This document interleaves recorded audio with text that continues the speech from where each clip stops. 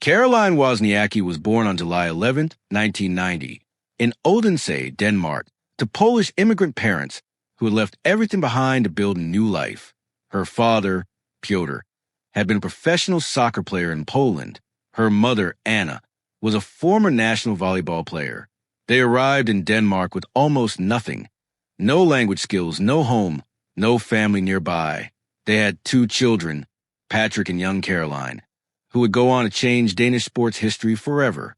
Growing up, Caroline was made to feel like an outsider. She did not speak fluent Danish.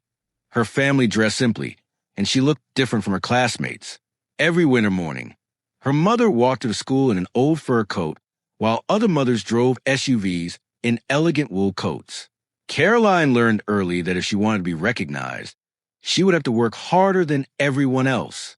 She picked up her first tennis racket at age 7. There was no professional coach, just her father, who taught himself the game from books and VHS tapes. The family traveled to tournaments in an old car, sleeping in makeshift tents. Her father told her constantly, "We don't have the advantage, but we have the will." At just 9 years old, Caroline was already defeating players several years older than her. The press called her an immigrant tennis prodigy. The defining moment came when Caroline was selected to train at Rick Matchey's Academy in Florida, the same facility that developed Venus and Serena Williams. Her family sacrificed everything to make it happen. Her mother quit her job. Her father borrowed money from everyone he knew. At 14, Caroline left home alone to live and train in the United States. She slept in a small room above the practice courts, trained twice a day, and competed every weekend. Nobody called her an immigrant there. She was simply Caroline, the blonde girl who always finished first in drills and never cried when she lost. Caroline turned professional in 2005 at 15 years old. There was no fairy tale debut, just qualifying matches, tight losses, and countless hours of work without an audience. She won her first 3 WTA titles in 2008. In 2009, she reached the U.S. Open final, the first Danish player in history to do so. The country erupted in pride. Then on October 11th, 2010, she climbed to world number 1 at just 20 years old, becoming the youngest top-ranked player since Martina Hingis. But something was missing. Despite 71 weeks at the top of the world rankings, Caroline had never won a Grand Slam title. The media attached a brutal nickname to her, the Queen Without a Crown. Critics questioned her ranking, doubted her mental toughness, and dismissed her defensive playing style.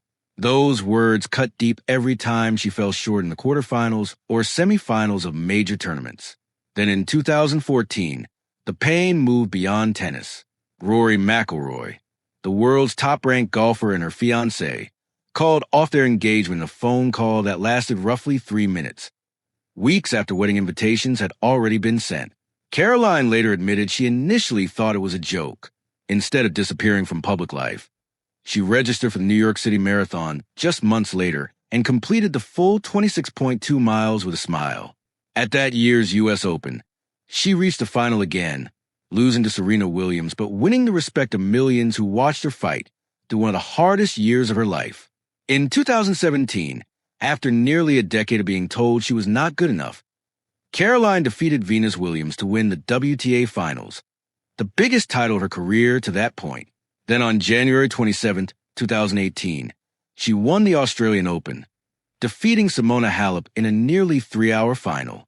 It was her first and only Grand Slam title. She returned to world number 1. Nobody could question her anymore, but fate had more in store. Just months after winning the Australian Open, Caroline was diagnosed with rheumatoid arthritis, an autoimmune disease that attacks the joints and causes intense pain and stiffness every morning.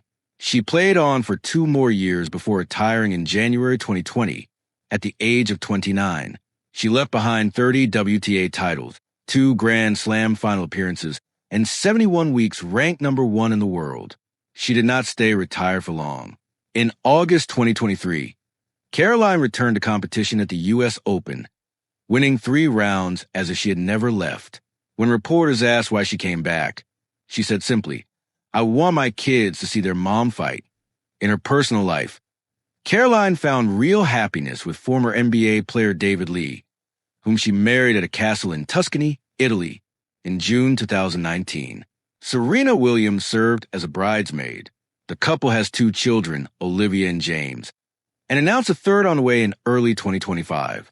As of 2025, Caroline's estimated net worth is between $50 and $55 million US, billed for more than $35 million in career prize money, endorsement deals with Adidas, Rolex, and Babolat, and sharp real estate investments. She once sold an $18.7 million penthouse on Fisher Island, Florida, for $37 million, nearly doubling her investment in just 3 years.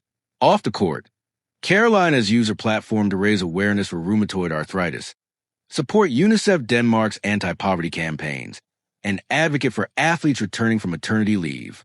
She is a mother, a businesswoman, a fighter, and one of the most enduring figures in the history of women's tennis.